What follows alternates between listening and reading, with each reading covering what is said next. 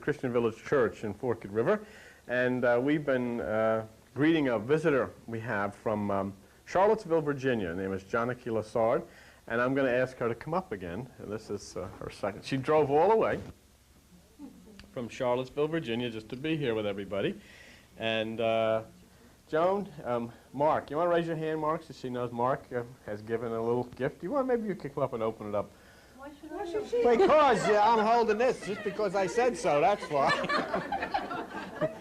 But, yeah, and open it up. It's No, I'm not going to open it. It is for you. You will. Johnny Key. That's close enough. You should have more come up. Okay, what are you expecting? You know? What's it say? It said, small token of friendship, love and peace, the church. Thank you, Mark. Well, why don't you open it and show it to everybody? And Very nice. Yeah. That's Very nice. good. That's wonderful. I didn't realize you had T-shirts. well, we don't, Mark. That's great. Okay. Very good. Thank you very much. Okay, you're welcome. Here's your bag, and all right, get out. That's the end of that. Okay. I'll never know. Maybe Tuesday night she'll get something else. You know, she had a cake today, and we gave her some tapes, and she has a T-shirt. I mean, that's not bad. I mean, you know, we're not Jim Baker yet. We can get a free weekend at the Heritage Hotel or something like that. We do the best we can. She got the tapes. I gave her the tapes. So. Okay, what we're going to do tonight is in the Old Testament, and we're going to tell a story of the wrestling match that changed the world. And the story involves a biblical character that you all know, and whoa, okay, I just want to see if this is going to work. By the name of Jacob. Okay, don't like this one. Jacob is really us. He's very much like us in every respect, and you have to forget about a person by the name of Jacob actually living. Whether he did or he didn't, that's not relevant. The point is, what does he represent inside of you? Because every biblical character represents an aspect of you, your personality, your brain, the electrical fields in your body, your mind, and so forth like that. But this guy was not a saint, and just the opposite. He was a very jealous kind of guy. He was selfish. He made lots of mistakes, and just like all of us did. And basically, that's what the story is trying to point out, that within each one of us is the ability to become something that we can't really see now. But in spite of all of his shortcomings, and just like all of us, he always had a desire for higher things. He had a desire for what we would call God things, for lack of a better word. And he was never really comfortable when he got too separated from this thing we call God. However you want to recite it. It doesn't necessarily bear itself out as a church or a religious type of thing, because that didn't exist in the context of the story as it was written down. These were desert people, But what he did basically was refuse to face up to the truth, lie to himself, try to make everything come out to the best that he could, but still in all, he wasn't happy. He made many mistakes, but he prayed much. Basically, I guess you could say, when he wasn't doing wrong, he was praying, and that's basically what we do too, So he represents the average human being in every way. Not that many virtues and a lot of things that you'd say he should have changed. One of the things he did, he took advantage of his brother in the story. And in the story, his brother's name is Esau. E-S-A-U. And Jacob took advantage of him. He did. He connived with his mother, and he stole the blessing that belonged to Esau. I don't know if you remember hearing the story, but as we go along, you'll understand why this happens and why this worked out the way it did. But as the prodigal son, he was drawn home, I mean, what he really did, he connived and he stole from Esau, but he was drawn to go back home, and he was really afraid of going back home because Esau was waiting with all of his mighty armies, and Jacob figures, boy, when I get back, am I going to get it, And this is basically the nature of the story, but it takes on a great metaphysical and a mystical basis when we begin to learn it, see? Because as Jacob begins the return trip back home to confront Esau, he's filled with fear. He's filled with apprehension. He really wants to do this, but he doesn't know how, and he knows that he's got to have a reconciliation, but he's afraid. And basically, it's the same thing that we all go through as we try to reconcile ourselves and with others, and of course, basically with spirit. So he had a guilty conscience, and he was carrying this guilty conscience around for years. Now, what these two represent is quite surprising when you look at it mystically. Here's the guy that did all the conniving. Here's the guy that really stole the blessing. And Jacob represents the spirit.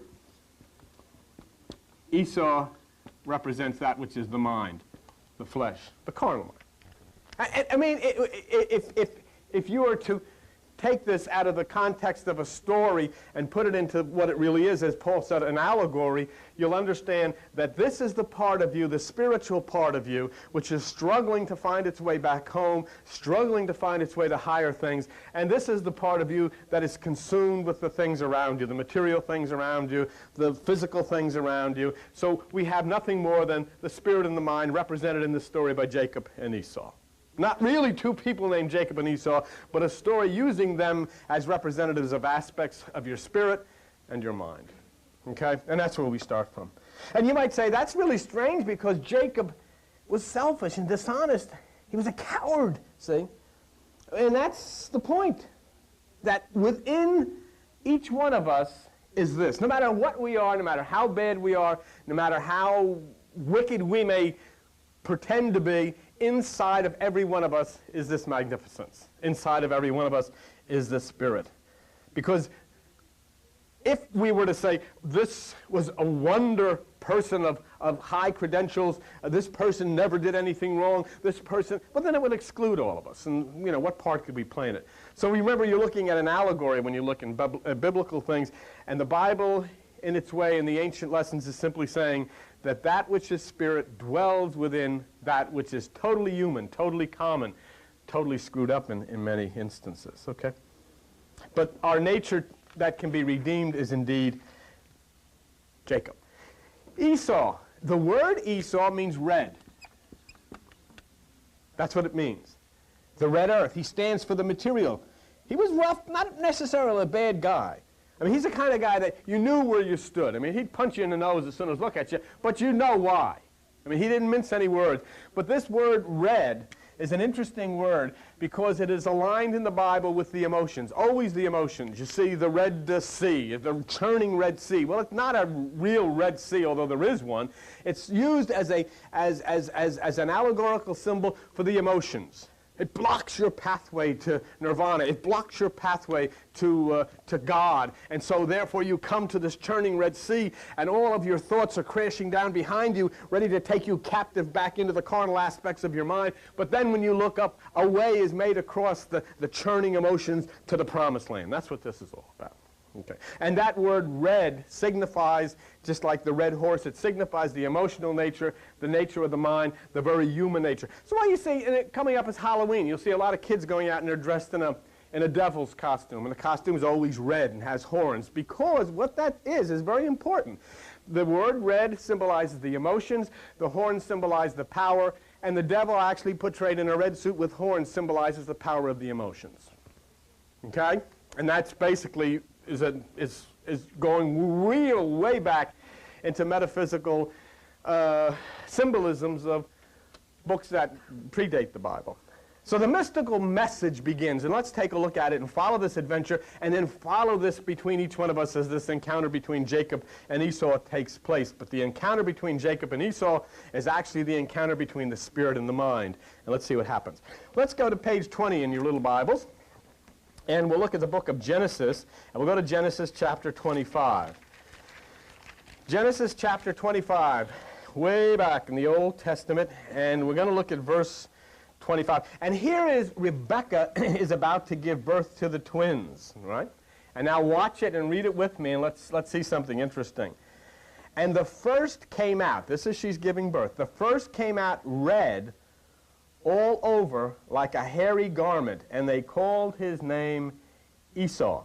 And after that came his brother, and his hand took hold on Esau's heel, and his name was called Jacob. Okay? Now, there is the symbol that the lower part of our nature, that which is close to the earth, that which is the human part, shall be redeemed by the higher part. In the Bible, okay? Remember when Jesus used to wash the feet of the disciples? The foot is always considered that part because it touches the earth. It has to be cleansed. Anything that touches the earth mystically in the Bible is that which touches the mind. So Jesus' foot washing has nothing to do with a human foot. It has to do with cleansing away that part of you which touches the lower. The higher mind will cleanse away your mind because it has taken into itself all that comes from the lower. That's what foot washing means. In this particular aspect here, the heel represents that part of us which touches the carnal mind, okay? And so here comes spirit, which always comes after the physical. That which is born first is the physical, that which is born second is spirit. Spirit then touches the heel as a symbol that that part of us which touches the lower part, the carnal part of the mind, shall be redeemed by that part which is spirit. All right? That's exactly, see, when you look in there, this is what's so much of a problem with so much of Christian Bible reading. You'll read that and say, oh, that was really some birth. One kid's coming out hanging on to the other one, you know, and they drag him out. And that's not, it's never happened. It didn't happen. This is an allegorical statement. It's a metaphysical statement. It's a mystical statement saying that the physical, the mind, that which is the physical, always comes first. Then spirit comes second. And in this particular instance, the heel being the part representative as that which touches the earth must be cleansed. That which touches the mind must be cleansed, and it will be cleansed by that which is the spirit. Okay? And so there we have that. Now, if you look at something, go back to page 3 in the Bible, and if you look at Genesis chapter 3, okay? Genesis chapter 3, you'll see a reference to this. Genesis chapter 3, verse 15. And I will put enmity between you, that's the serpent, that's the lower mind, and the woman, that's the human spirit. Now, a lot of people think it means the Virgin Mary. Well, it means the Virgin Mary, okay. But mystically, as part of the consciousness, the woman represents the spirit within you. The woman is the spirit part of God, okay. I will put enmity between you and the woman, between your seed, which is the seed of the lower mind, and her seed. It shall bruise your head. In other words, her seed, that which is spirit, shall bruise your head. How does spirit bruise the head? Spirit bruises the head by coming against the carnal mind. Okay? But look what happens here. But you shall bruise his heel. Those things that we encounter in our touching of the lower mind cause us pain. See? Every time we touch the carnal mind, we come up with some kind of pain, some kind of difficulty. But in the end, the victory will be against the head of that which is the serpent, which means that the spirit will do its work in consciousness. That's why when David slays Goliath, the wound is to the head, to the forehead of Goliath. It's all a play on words meaning the same story. Okay. So our physical nature suffers because of all of the things, whether it be sickness or depressions or whatever it will be. But eventually, because we overwhelm by the power of consciousness through spirit, we will be victorious. And that's what's being said here. Jesus crushed the carnal totally, but his physical nature was bruised and hurt. And that's what you're seeing here. So Esau, whose weakness was the love of material things, I mean, look what he did. He sacrificed his blessing for the material. Okay? That's what all of us have done at one time or another. Doesn't mean you gave up church to go to a movie. That's not what I'm talking about. In other words, we have sacrificed this inner knowledge, this wisdom that comes from within in order to be comfortable in the traditional values of our religions or of our society, of our system, whatever you want to say. So he stands for that human carnal mind, that lower nature. But Jacob, with all his faults, is a spiritual person, and the higher nature grabs hold of that which is the lower nature and says, I won't let you go. I'll pull you out of this. I'll make things right. See, and if we wanted to put this in the context of you physically, there's the left side, the carnal side, the 10%, which is the carnal side of the brain, and there's the right side, the 90%, which is the divine side. So then the left side would be the Esau side, the right side would be the Jacob of the spirit side, and the Jacob of the spirit side says, we're born together. Yes, you come first, you're the physical, but you're in a mess, you're in trouble, and that part of you that touches the mind will make you be sick, but I will hold on to you, and I will save you. I will see that you're redeemed, and I will cleanse that part of you that touches the lower mind. In other words, I will make a way through all of those terrible thoughts, all of that screaming that goes on in your mind. I will make a way in all of those conflicts that you have with others, your family, or whomever. Jacob had an experience similar to us. He was set free, as Jesus said that you'll be set free, because he had an experience. In other words, see, it's just like you and I. We have the Spirit within us, but what good is it? I mean, I went for 40 some odd years before I ever discovered this. I went through all the motions. I went to different churches. I went to the fundamental churches. I went through all the things. I didn't know this, but yet it was there. That same Spirit that is teaching these things now and sharing these things for you now, at one time was held totally captive. It was like in a little box. Only because of the movement that came through the higher realms. When I used to go and Joan would be out cooking, I'd go into the room and put on a record by Wagner or Tchaikovsky or Mendelssohn or Handel or some of these great, and then I would be taken into heights, and I'd come out after like I had a meditation. I didn't even know it was a meditation. And I'd say something to her, and we'd both say, I wonder if anybody else ever thinks of that. Do you remember that? I say, remember I used to say to you, why do I think these things? What's going on? And it always happened when I was listening to this classical music. Something went on. See? And it was the Jacob who was in bondage. It was the Jacob in this story. You know, he had really tried everything, and yet he was totally consumed with himself and all the material things, but there was something yearning to break forth, something yearning to become free, something yearning to rise to a different plateau, a different realm than he was in, see? Because no one in the whole Bible changed so radically as did Jacob in the story. And no one in the whole world, really, if you look at it, has changed so radically as you've changed. As you've changed. As all of you sitting in this room have changed radically from where you were, because it wasn't too long ago you were standing in some church staring straight ahead as they were singing Amazing Grace, or people were doing that, or reading from the 5th chapter of this and telling you to sit down and stand up and give this, and then all of a sudden it's all gone. And now you don't even read this literally. You start to question all of this stuff literally, because you're looking at things written behind the words. All different things. You're going into situations of the people of the East in which you're chanting Myoho Renge Kyo, you're chanting Om. What happened to you? You had a radical change. Bang! He had a radical change. Completely differentiated from anything that he was. Excuse me. Do you know what I'm telling you? Because that's what you're here for. And this is the part that's interesting, because exactly what he does, you did.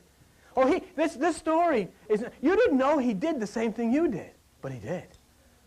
See? In other words, you followed his story exactly. You did exactly what he did in order to confront that which is the physical part of you. You did exactly what he did. And I'm going to show you that. It's really interesting.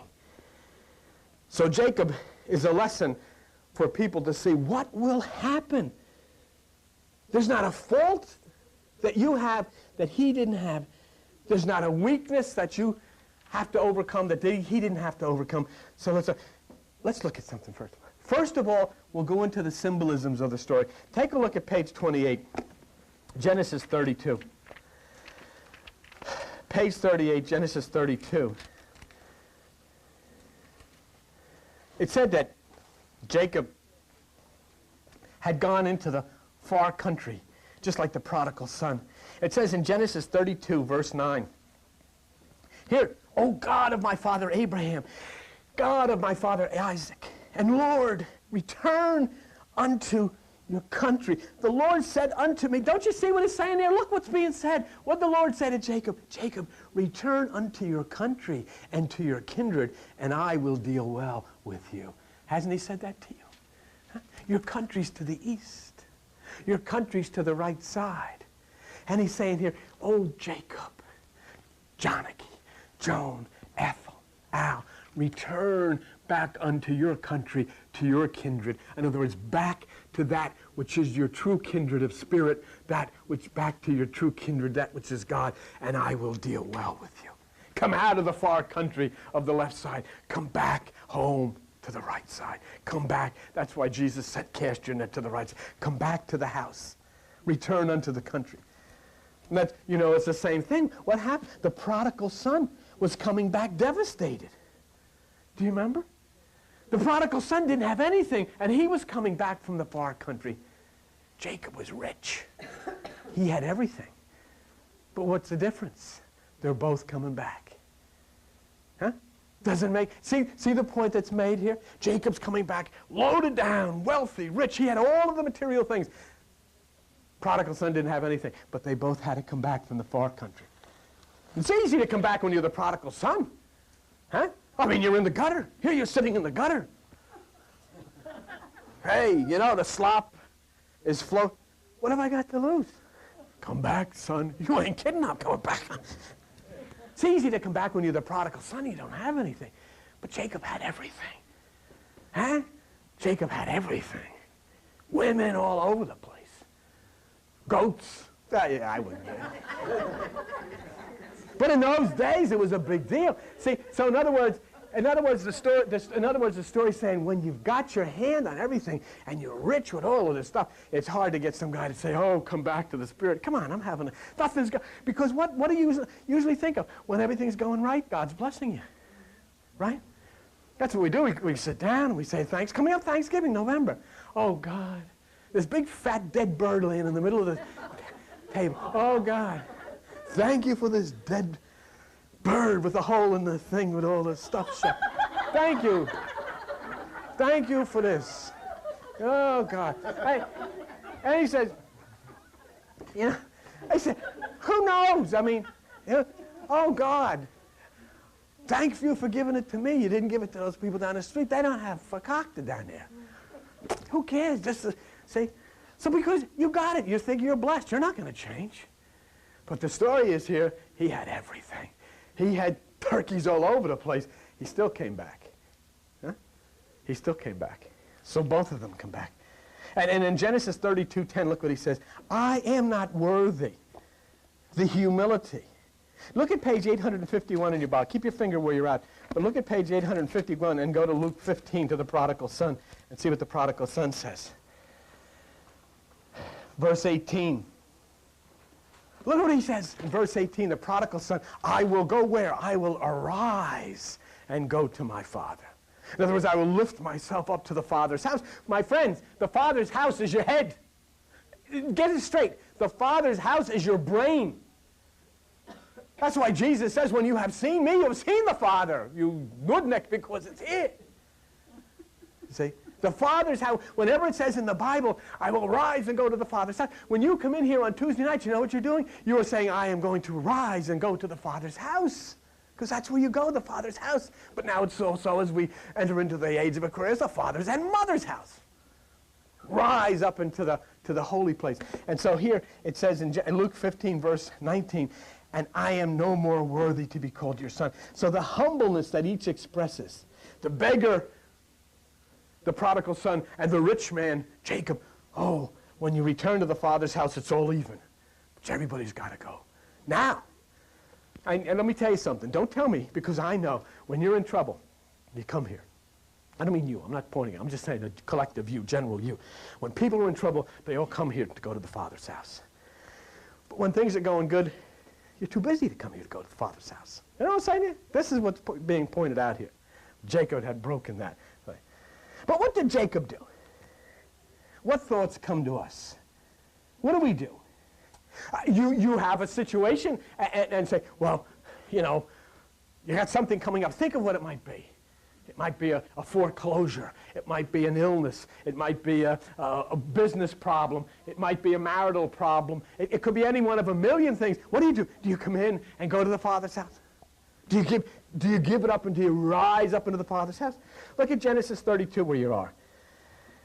Jacob did exactly what we all do because that's what the story's about. It's what we do. Genesis 32, verse 10, and we'll go all the way up to verse 19. Verse 11. Deliver me from the hand of my brother Esau, for I fear him. You said, I will surely do you good and make your seed as the sand of the sea.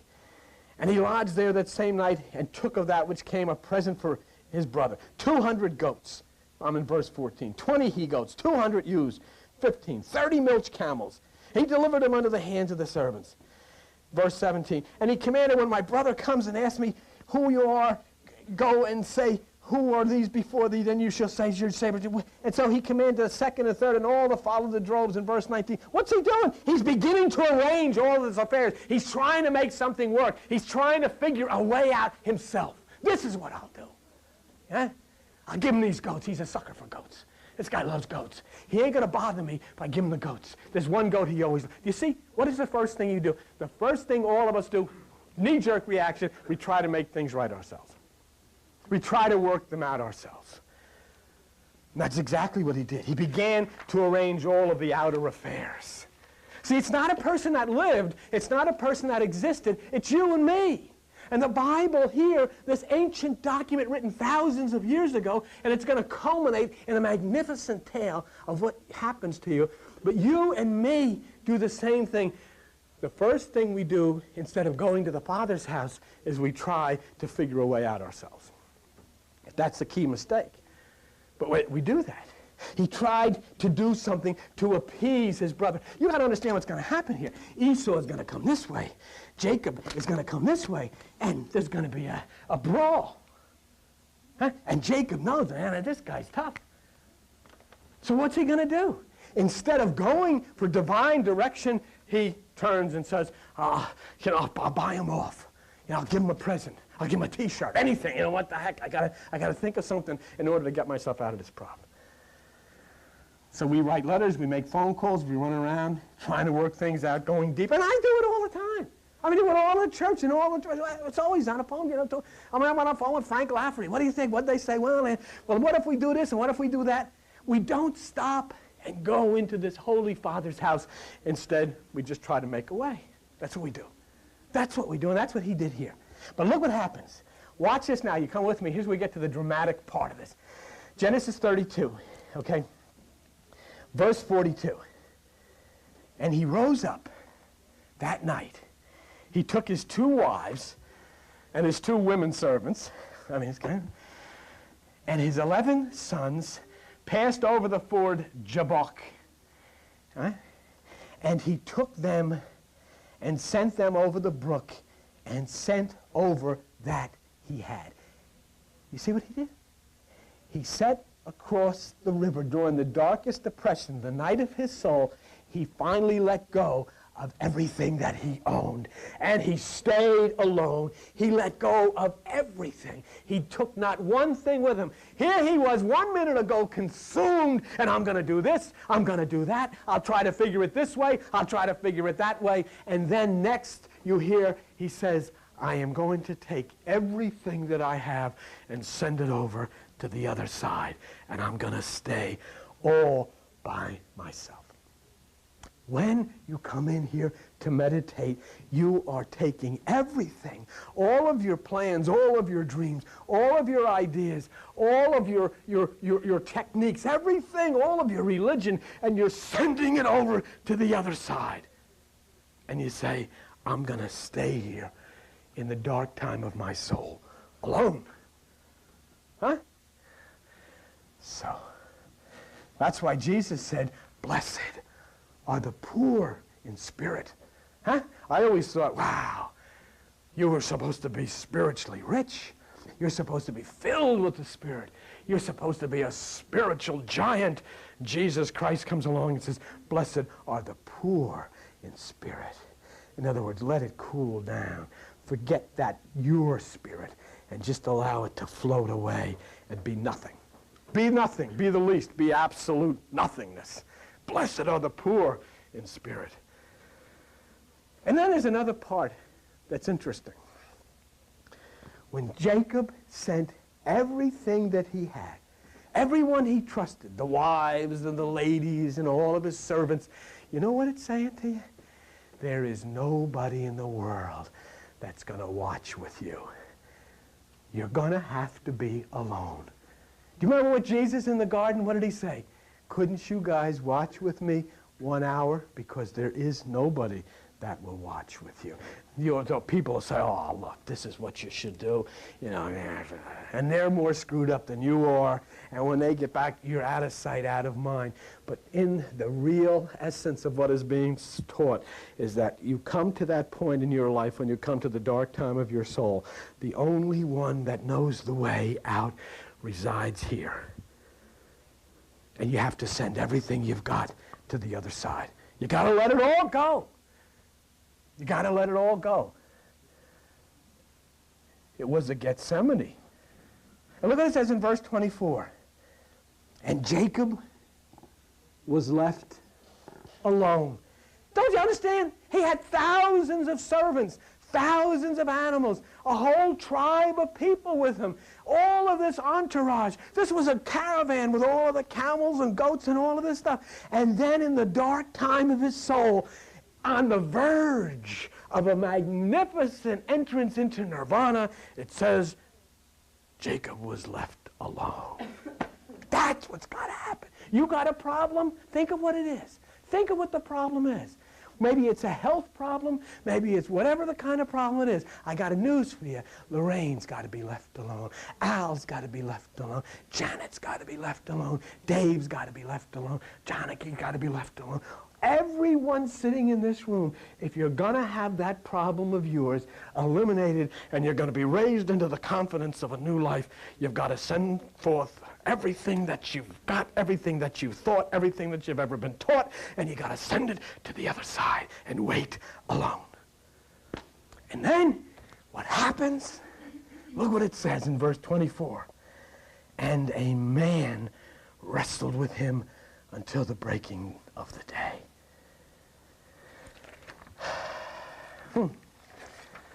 At first it says a man wrestled with him. What's it mean? Who was the man? Do you know that there are people in religious circles who will tell you who the man was? Oh, this was Jesus. This was God. The man was himself. Have you ever been left alone in a crisis of your life and wrestled with the man, wrestled with the mind? Man in the Bible always means mind. When you're left alone on the verge of either a miracle or a disaster, you're going to wrestle with yourself. What am I going to do? I don't know what I'm going to do. I don't want to lose everything. I don't want to run into him. I don't think of what it is within yourself that causes you to wrestle with yourself. And it's going to happen. Once you get by yourself, the wrestling match will begin. Once you get by yourself, and you know what? Nobody will ever understand it. And they'll all give you advice as to what to do. But watch what happened. As he wrestled with himself. Alone in the darkness means a time of deep despair. But look at verse 25. And when he saw that he prevailed not against him. This is talking about the aspect of the mind or God, whatever you want. He touched the hollow of his thigh, and the hollow of Jacob's thigh was out of joint. The thigh is a symbol of desire. Huh? Look, let me show you something. Go to chapter 24 of the book of Genesis. I want to show you something. Okay? Chapter 24. And in chapter 24, okay, look at verse 2. John, what page is it on? Well, you can find chapter 24. Look at verse 2. You with me here? And Abraham said unto his servant that ruled over all, put, I pray thee, your hand under my thigh, and I will make you swear. You know what that is? Huh? That's what they used to do. They used to put the hand over the male sexual organ. Now you put it over your heart. But in those days, they put it on the male sexual organ. And they would then give a witness. They would swear. And that, if you look up the word testy, in the dictionary, it means the male sexual organ, which is the root of the word testicle, but it also means to give witness. Testimony, testify. Huh? And the thigh is the area of desire, of control. Okay? It's not, so it's always used as a symbol for desire. Because sexual desire is located there, but it has far-reaching impact when you talk in the realms of mystical, biblical statement. So here then, the thigh is put out. See, what happens here? You're wrestling with yourself. You're trying to figure a way out of it. You've set across everything that you own, but you still have a desire. You know, you're in here in meditation, and you're coming into this dark, holy place, but you want something to happen. You're trying to make something to happen. You want something to come out this particular way. But this was the thing. Until all of Jacob's human desires were put out, until they were dealt with and disabled, his struggle would always be with himself, and God could not enter. Do you see? You're always going to struggle with yourself until the desires to have things the way you want them to come are put out. And they can only be put out by the man who wrestles with it. Huh? When the desires of the mind to have our way are stricken, then we are forced to be still. Why? What is it talking about? He put out the hollow of his thigh. Don't you understand? He could no longer stand on his own human desires. They wouldn't hold him up anymore. So he collapsed at the foot of God. Huh? Because he couldn't stand. See? Be still, it says. Come on, be still. Let's do a little Bible skip in just a few things. Page 597, the book of Isaiah. Page 597. The book of Isaiah, Isaiah chapter 30. Isaiah chapter 30, page 597, verse 7.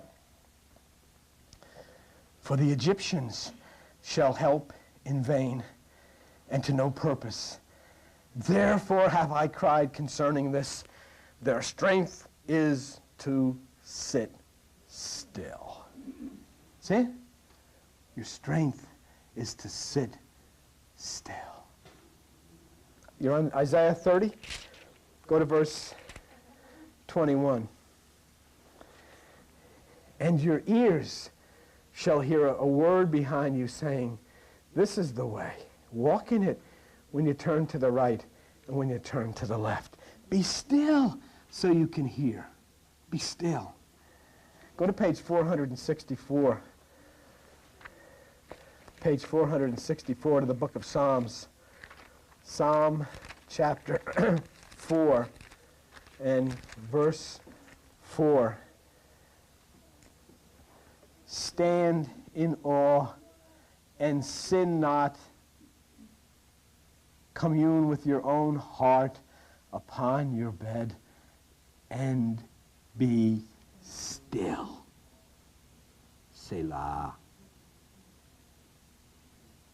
One last one, page 59. Exodus 14. Moses is in a confrontation. In Exodus 14, Moses says to the people, because they were frightened, forget the story, it's you, when you're frightened, the armies are coming against them, the thoughts are coming against you, problems are coming against you. In verse 14, the Lord shall fight for you, and you shall hold your peace. Huh? The Lord shall fight for you, and you shall hold your peace. Be still. Selah. When the man hit and crippled the worldly desires of Jacob, Jacob asked for a blessing. You see what's happening? You're no longer afraid of all of the crap that you had to live under all of your life. Suddenly, the desire to have the things and have the way that you used to have is gone. The fear with it is gone. And now you come into the culmination of where you have been. Verse 27, Genesis 32, page 28. And the man said unto him, what is your name? And he said, Jacob. And he said, your name shall be called no more Jacob, but Israel. For now you have power with God, and with men you have prevailed. And your name is Israel. Isis, the spirit, Ra, the mind, have come into a communion and produced El, that which is the power of the God within. No, Jacob, you are no longer Jacob. You are now Israel, because spirit and mind have become one. Something happened. I'm not the same person I used to be. I don't think the way I used to think. I don't feel the way I used to feel. I'm not afraid the way I used to be afraid. I don't have to dread the things because something has come upon me in a very strange and mystical place. I wrestled and I wrestled and I wrestled. I set everything I had to the other side. And finally, when it was given to me that my desires were drenched and flushed away, I was laid pure in that nirvanic bliss of nothingness, and my name was changed to Israel.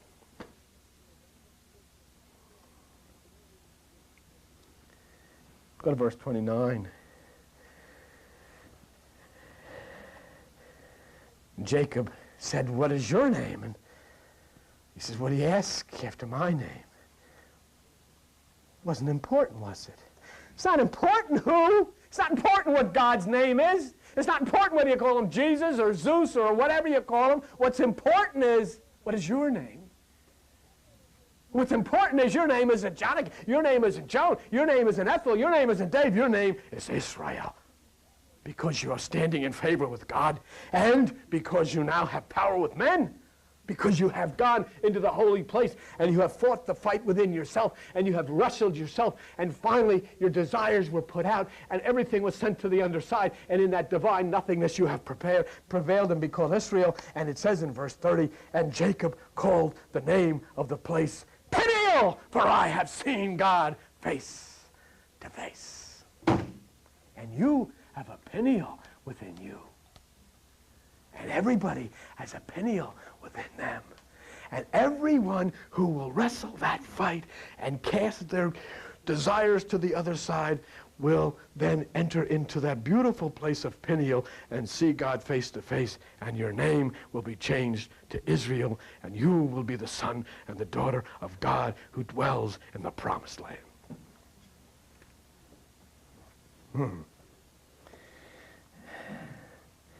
Look at verse 31.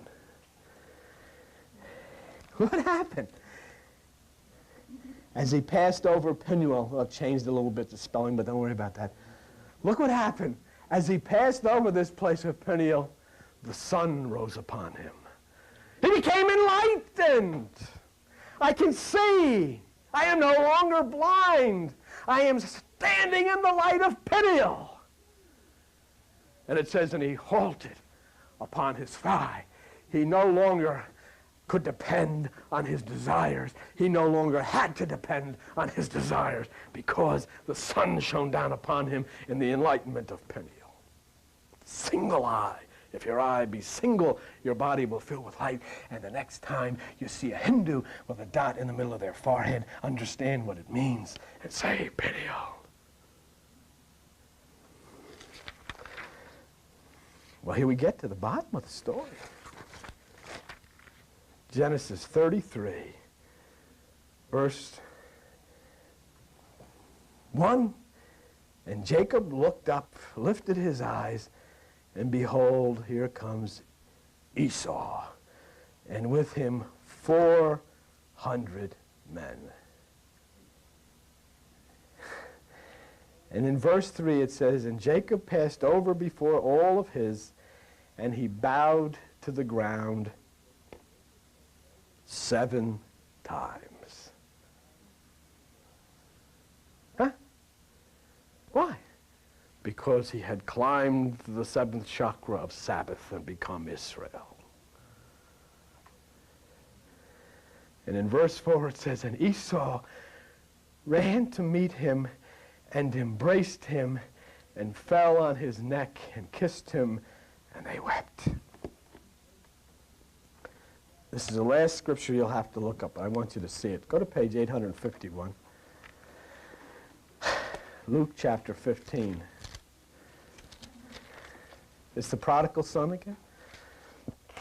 Verse 12.